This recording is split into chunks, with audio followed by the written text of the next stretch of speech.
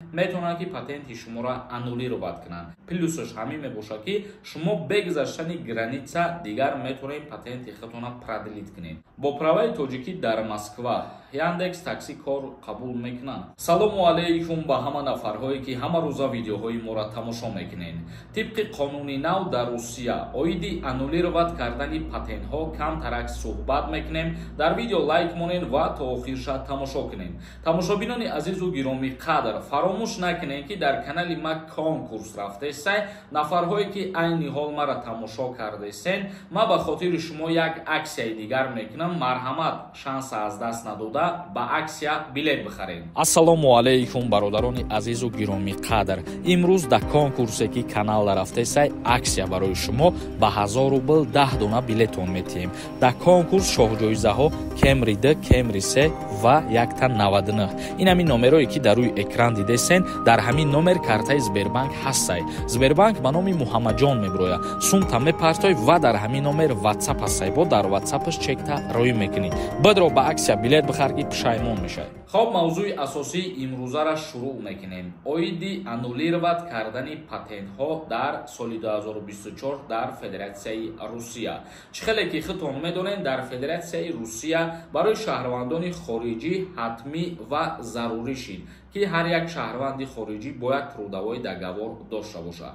акнун ҷиҳати нозукиҳоша ба шумо мефаҳмонем бародарони азиз. шурӯъ карда аз 7 январи анаҳамии соли 2024 қонун қувваи қонунии худша пайдо мекунад.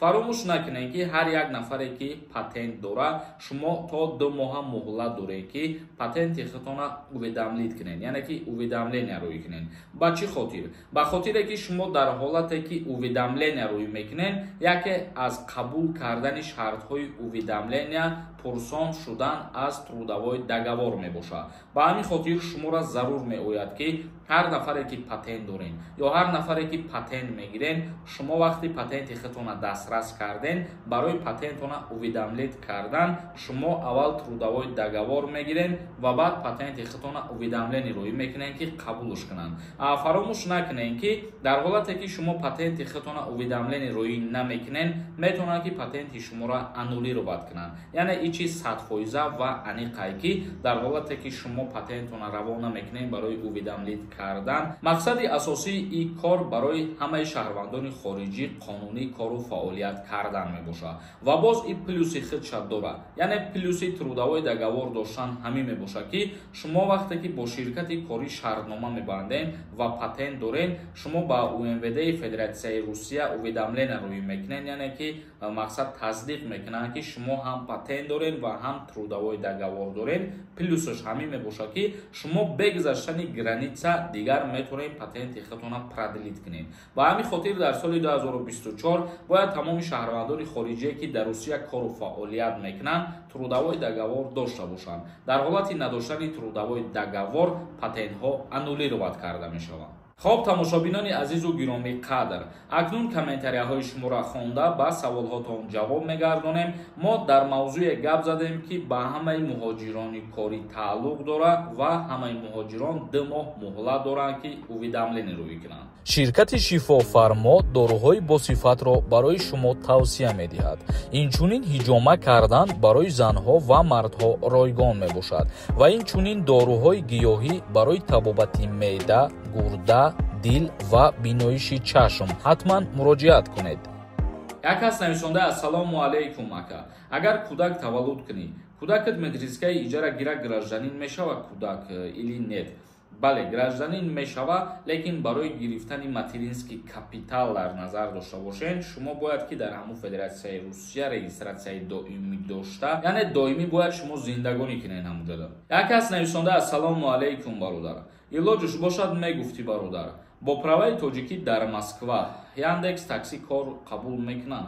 бо праваи тоҷикӣ дар Федератсияи Русия кору фаъолият кардан иҷозат нест бародари азиз. як каси дигар нависонда: бозӣ кай мешавад?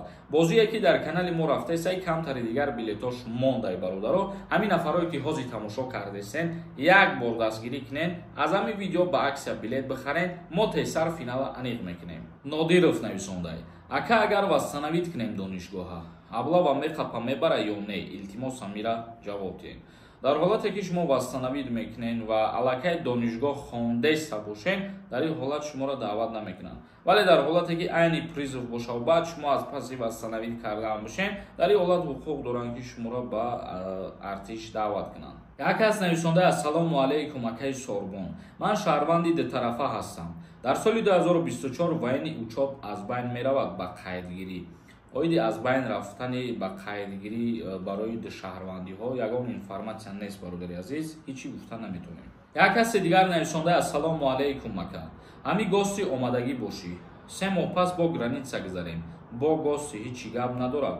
Вақте ки шумо мигратсиони картара гости ба қайд мегиред, тибқи қонунҳои Федератсияи Русия, вақте ки 3 моҳ пас аз Россия берун мебуред, бо баъди 90 рӯз ҳаққи ворид шидан доред. Тиҷаи нависондаи: ассалому алайкум ака, қонуни нав барои трудовой договор барои одамои нав патент мегиранд дахл дорад ё барои патентдоштагиҳо?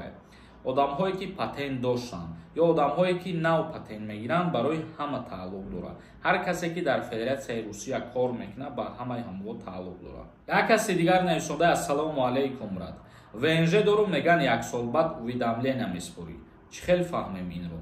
Бале, РВП ва ВНЖ вақте ки шумо мақсад ҳуҷҷат меспоред, ҳар сол бояд уведомления кунед амро. Дар ҳолати уведомления накардан шуморо ҷарима таъин мекунанд ва дар ҳолати пардохт накардани ҳамин ҷарима барои уведомления, вақте ки пардохтш намекунед, ҳамун ВНЖ шуморо метавонанд ки аннулировать кунанд. ҳозир бигем патентам ва трудовой договорам ба монанди ҳамун кардагиам. Тамошобинони азизу гиромӣ қадр, то видеоҳои оянда, худованд ҳамаи мо шуморо нигаҳбон бошад.